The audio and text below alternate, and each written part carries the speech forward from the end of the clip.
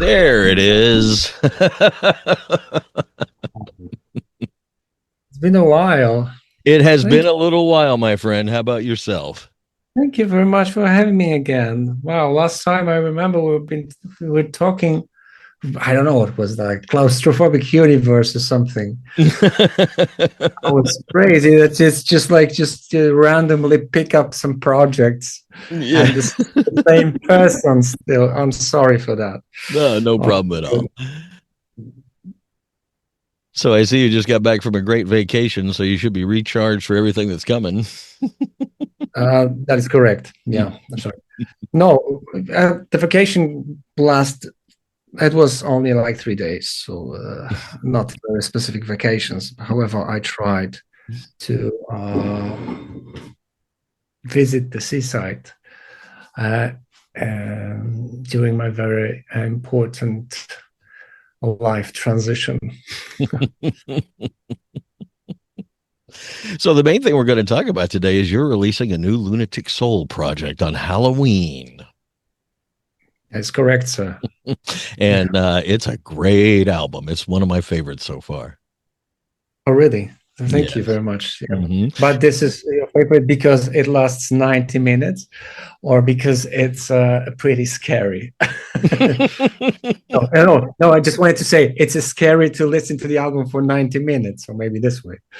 Oh, It is a double album. It's an hour and a half long, but it's part rhythmic as it normally is and immersive, but there's also some great songs on it, and it just pulls the whole project together, I think.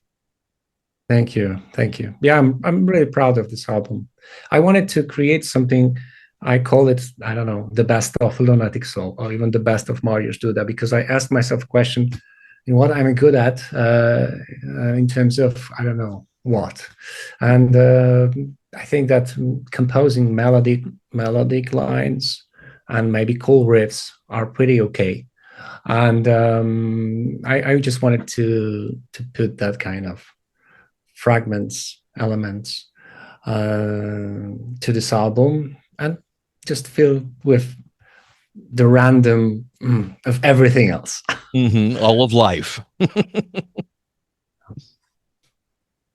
So yeah, you included a lot more music this time around. Well, since the last time I associated was I don't know 2020, so I had like 5 years to prepare another Lunatic Soul, and I had someone can tell, okay, so you had lots of time.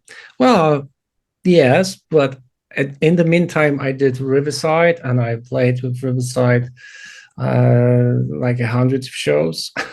I did a few electronic albums, so it was not like I did nothing but recording the new Lunatic Soul. However, yeah, I'm very happy that I achieved this goal because I always wanted to have the double album, and now I have it. One of those gatefold things you can open up and dive into when you're listening to it, right? You know what's funny? You know what's funny? It's always it makes me funny when I said to my friends that I am recording and will release the double album, and they asked me, "Wow, double album! So how many vinyls it will be? Like four, six?" I said, "Why? It's a double album, two vinyls, two only." You know what happens these days? You know when you have the those double albums with 13 minutes on each side. And it's crazy. No, it's just classic double album, 22.5 minutes on each side. It's just filled totally. And you don't have to just change the vinyl side over and all the time. It's just like, it's a classic approach. And I'm really proud of that. Now, you completed as normal these days a few videos before everything came out. We got to see the videos and hear the songs first. How do you go about, the ideas, merging the ideas with all the songs from the album into something visual that would take us into like wanting to buy the album? I think that's the part of me trying to think about multiple things simultaneously during the creativity process because I I think about music. I think of lyrics, the artwork, the further promotion and videos. This is at the same time. And I guess even during the recording, I have this feeling like, okay, so this should be the video, maybe this should be the single. It's not the part that, I don't know, label just chooses that later on. No, it's a plan from the very beginning, and then I always try to deliver something. Maybe on the new album, I wanted to make this the double album also to have more space to answer all these questions, because this is the final part of the circle of life and death story. Mm-hmm. And there were some um, issues that I should at least say out loud, like who's the character, how he dies, things like that. And so the part of the story is also on the video. For instance, the prophecy video shows the bitter end of the main character, that he just jumps off the cliff, and the waves, the sound of the waves that you can hear at the very beginning of, let's say, Walking on the Flashlight Beam. Mm-hmm. These are the same waves that you can hear at the end of the World Under Unsun. The same waves are maybe on the video. So everything is connected, like in a video game. For those that don't know, Mariusz is a big fan of video games. What are you playing these days? Alan Wake 2. Yeah. Yeah. Finally. Somebody Finally. talked me into Borderlands 4 because I'm a big Borderlands fan, and I like this one better than the third one. So I've sunk about 25 hours. Oh, okay. So it's like Borderlands 4, right? No, I'm more into dark things right now. Sure. However, I just ended up, I don't know, Spider-Man. So it's the transition from Spider-Man to Alan Wake is brutal. Oh, totally. It's opposite ends of the video game spectrum there. Yeah, I'm afraid also because I love Silent Hill series, but I've heard a few not great reviews of the Silent Hill F. Mm-hmm. It was released at the day of my birthday, so it's kind of I should feel connected with that. So, but I'm afraid that they destroyed something. I don't know, but I will, of course, as a huge fan of the series, will definitely follow this up. I think video games, at least for me and a lot of other people, have become like movies or books. We need to play them for ourselves to really get, what they're about instead of just listening to a review, right? That's correct. I love this immersive kind of play that you are, the character by yourself. And this is amazing. But someone just asked me why I love games so much. I remember that I was a huge fan. I'm still a huge fan of movies. These things like games, movies, books inspire me the most to create the music. I don't write music because I'm listening to someone, It's just Pink Floyd doesn't inspire me, if you know what I mean. It's just like some things you have in your DNA and that's it. But the games or the movies where I see something, it's just like, wow, I would like to create the album about that. That's something. And but the great thing is that I remember when I was watching the movies as I was a kid, and now recently I've seen how everything develops in terms of special effects, for instance, right? And technology develops. And there was a moment in the cinematography when you just lost it. It's not, you cannot distinguish what's real, what's fake. And it's like, it doesn't matter. Everything looks the same right now. But in video games, year by year, you see the development, you see this. So it's still like this part of the technology that you can see actual progress. And it's amazing, So every year I'm trying to, I'm saying big wow, like, wow, what did they do? The shades with the lights, with everything. It's amazing. It makes it more realistic. Yeah, that is correct. But the thing is that you feel this development. You cannot feel that in the music anymore. Everything was already written, said, done. And you cannot see this in the movies unless you see some kind of refresh stuff, like someone bring back memories from the past and just delivers something totally, I don't know, forgotten, maybe not new, but forgotten. And in the new clothes, in the new colors. and the video games still, even if you see the inspirations from other things, you see that, oh my god, it's growing up, it's still developing. When the line will be crossed in a similar way that happened in the cinema, I don't know. In a few years, probably AI will help with that. But it's amazing. It's amazing. I'm not the biggest fan of they keep remaking old games with new technology. I mean, on one hand, if it's my favorite game, sure, I want to play a new version of Final Fantasy, whatever. But I would like us to keep moving forward too, and not just redress these old games that we've already bought two or three or four times. I agree. I agree. However, there is lots of great stories that they were told in the past, and people, new audience especially, cannot, experience them because they don't want to play in on PlayStation 2, in a retro room somewhere. I'm still waiting. Riverside Panic Room. There is a reference to Silent Hill 4. Mhm. Used to be my 302. I would like to see the remake of Silent Hill 4. It was released on PlayStation 2. So that kind of remakes, I understand. But I know your point. There are sometimes it's just like, why do the remake of The Last of Us Part 2? Or, that kind of stuff. It's weird. Right? It's just like money stuff.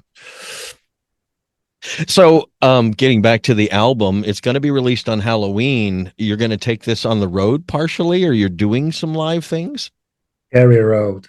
No, it's a studio project, but I am doing sort of the promotional meetings in Poland, and I am going to play a few tracks with my friend in a duet,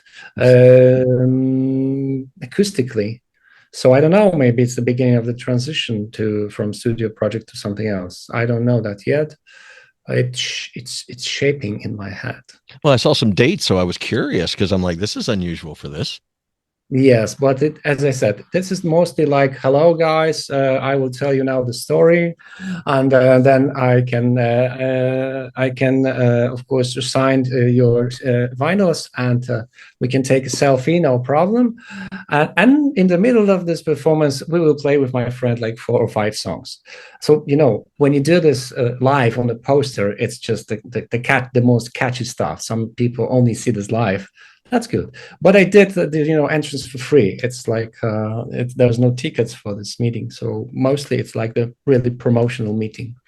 I think that's a wonderful thing. I think as AI and we spend more times on our phones and things like that, getting back to the people, meeting the people that are actually making music is very important. I agree. That's why I wanted to do that. Because we both play video games where we can be very much cloistered away for hours in a dark room by ourselves. But you got to get your music out there, and people want to meet you, want to know what this is all about. Are you in the dark room by yourself very often? Or really? Oh yeah. It's everything is about the balance, right? I try to find balance. I love to be alone in the dark, maybe not in a dark room playing Silent Hill 2, but I love to be alone and do some stuff like, I don't know, watching something or reading something. But yeah, from time to time, it's really good to talk to someone else than the avatar of someone else. When you're in the studio, are you a perfectionist? Do you spend like hours just getting that sound just right, that echo, just that reverb just right? No, it's stupid. It's stupid because it's really um, it's a waste of time for me. The thing is that I need to have something more or less. It should be in the boundaries. I've got that kind of boundaries, not that kind of boundaries, not very small, a bit more open.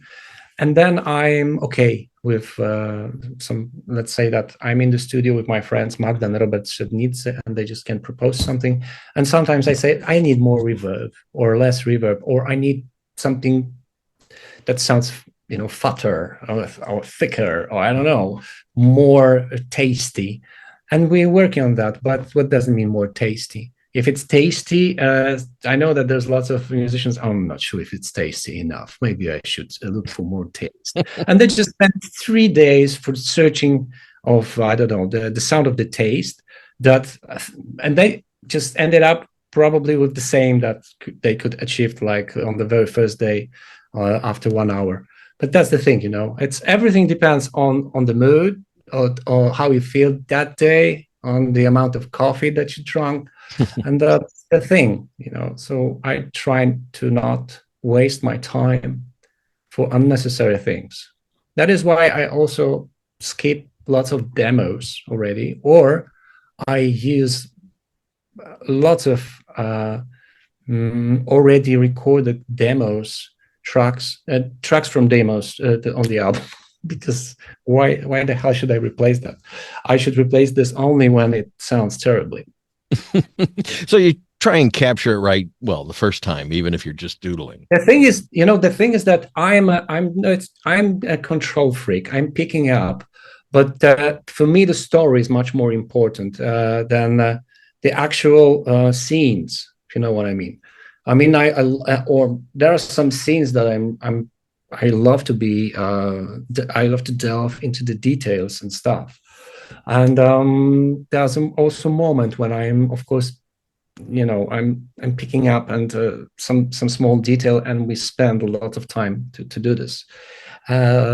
But in general, for me, is the impression that I want to achieve, and so that's my goal. And I spend more time probably to do the proper order of the tracks of the album than actual working on some specific, sound of the reverb on this with the snare or something. I don't think people understand how important it is for an artist to sequence those songs. I, one time in my career, was invited to help an artist, a band. These are all great songs. What sequence should we release them in as singles and all that? And the amount of effort, the amount of time and thought that went into that is staggering. Yeah. I think this is because of those my movie, storyline, book, whatever experience. I always try to create the album that has its own beginning, the turning point 1, turning point 2, the end, the intro here, the breath of fresh air here, and that's very important, and it's probably influenced from the cinema. I love it because I deliver music for people who have time to listen to music, mostly to celebrate this fact that they are enjoying or just listening to my album. And that's mostly, I do mostly for that kind of people, not for Spotify collectors. I mean, I'm talking about the playlist. Huh? This is what I wanted to say. Right. So yeah, and it's a tricky part. This album was probably a year. I spent a year for doing that kind of puzzle because I had this vinyl, and 22.5 minutes on each side. So it was a tricky what to do with all this stuff. I cannot put two ballads next to each other like I did on Rapid Eye Movement. I don't want to do that anymore. So it always takes a lot of time to bring the natural flow of the whole album. That art, that story, that journey. Yeah, that's correct. That's always needs some time to. It seems that it's really easy, but it's not. It's not for me. At least not for me. Now, you have played with immersive audio. We got the last Riverside album in some Atmos. We're going to be playing with more spatial audio things with your music? I think so. I believe that Lunatic Soul's music deserved that. And maybe I think it fits. Yeah, I should think, because it's really cinematic. So I should also think about this percentage of audio Atmos lovers. It is a niche. It's a niche, but a lot of people do have the sound systems at home. So yeah, but it's the thing. But it's for movies. I still remember when we did with Robert Shidwell in Wrocław, we did this Atmos kind of stuff, and we were listening to that, and he said, "It's cool, right?" And I said, "Yeah, it's really cool." Yeah, but how many people hear that? 7. Yeah, so that's the thing, and this is the brutal truth about the amount of listening to from Atmos. But still, it's a great experience. I believe that maybe in the future, when the those goggles will be popular, maybe you will have this immersive sound here and there. Who knows?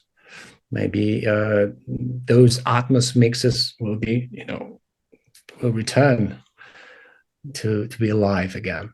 Because it's much different than the whole 5.1 thing or the quad thing. Atmos is a very different listening experience. That is correct. However, I still prefer classic stereo mostly because I mostly listen to music on my headphones.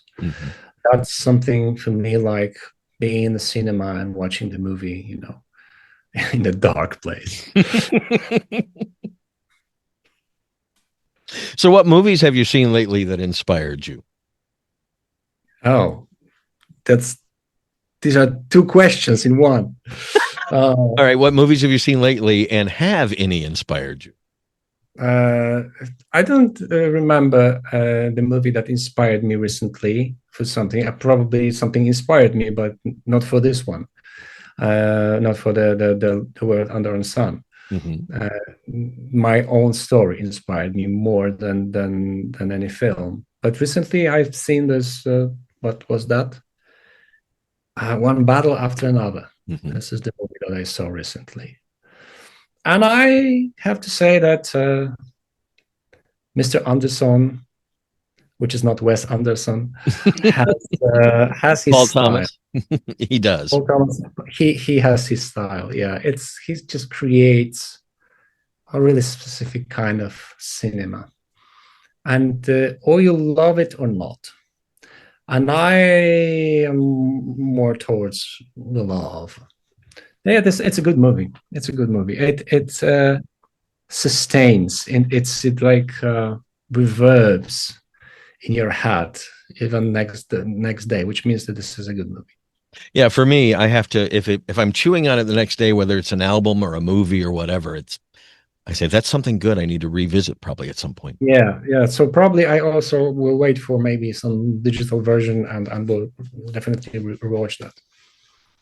Would you ever do a soundtrack to a movie or a game? I mean, you're kind of there already. I would love to, but all these places are booked already. Seriously, it's just like only if I don't know, one of my fans will be a director of the movie and would love to be having me on the board, then I will say yes. But it's a tricky part because there's lots of movie composers that I just don't want to give the place to someone else. So it's a hard stuff to be there. But yeah, I would love to one day. I would love to release the album that has like 24 songs to 1 minute and 30 seconds each. That would be great.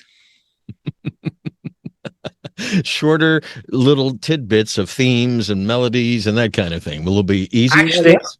Actually, I did something like that, and I did like a small EP that some people who are ordering the World Under Unsun through Shelter of Mine can have. Maybe I will release that on Bandcamp later on. But it's just it's a fun thing, doing the soundtrack. Maybe I will.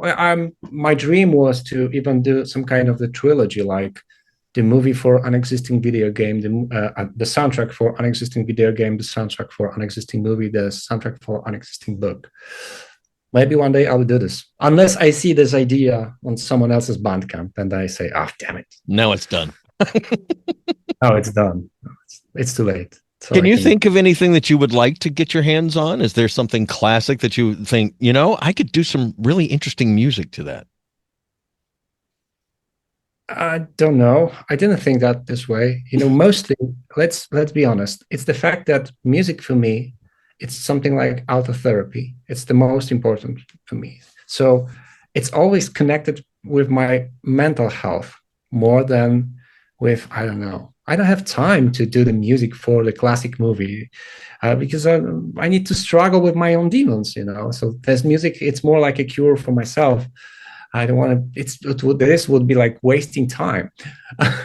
However, I know that there are some films or movies very important in my life, and one day, if I have time, sure, maybe I could maybe do sort of the, you know, maybe that would be interesting idea. I need to think about it and rethink this. Glad I dropped that in your head today. The World Under Unsun. What does that mean?